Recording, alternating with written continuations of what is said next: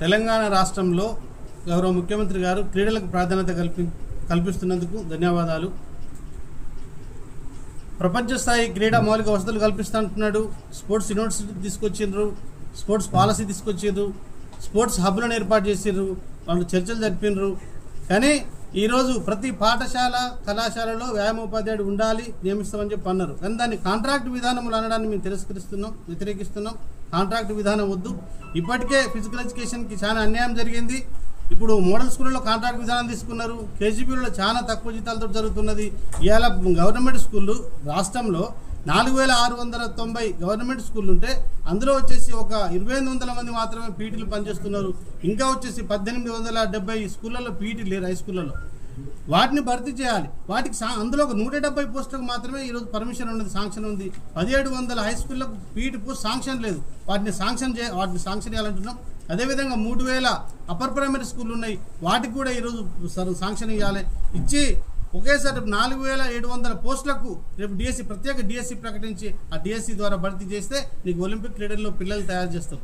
ఇక్కడ స్కూళ్ళలో పాఠశాలల్లో క్రీడల ఉపాధ్యాయుడు లేకుండా ఇక్కడ క్రీడలని పిల్లల్ని గుర్తించడం లేకుండా ఒకేసారి డైరెక్ట్ ఒలింపిక్ క్రీడలు ఏ రకంగా సాధ్యమవుతుంది? ఒలింపిక్ క్రీడలకు వెళ్దాం అనుకున్నప్పుడు ఖచ్చితంగా ప్రతి పాఠశాల కళాశాల వాళ్ళు ఎన్నికల మేనిఫెస్టోలో 2023 అసెంబ్లీ ఎన్నికల మేనిఫెస్టోలో పేజీ నెంబర్ 22, 36 పేజీలలో స్పష్టంగా వాళ్ళే ప్రకటించడం జరిగింది.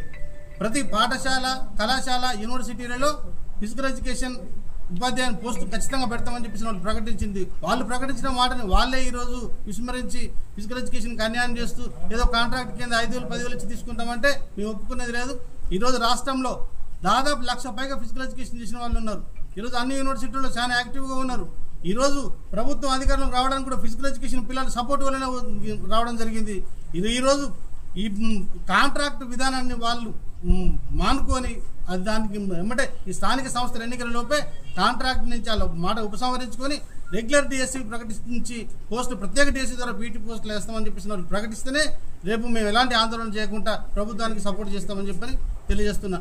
లేకుంటే మాత్రం ఈరోజు కాకతీయ యూనివర్సిటీ, ఉస్మానియా యూనివర్సిటీ, ఈరోజు వివిధ అన్ని యూనివర్సిటీల నుంచి ఈ స్టేట్లో ఉన్నటువంటి నిరుద్యోగులందరూ కూడా ఈరోజు వాళ్ళ ప్రతినిధులు ఈరోజు మాట్లాడడం జరిగింది. రేపు కార్యాచరణ ఏ రకంగా చేద్దాం, ప్రభుత్వం స్పందించకుంటే అనే దాని మీద ఈరోజు చర్చ జరిగింది.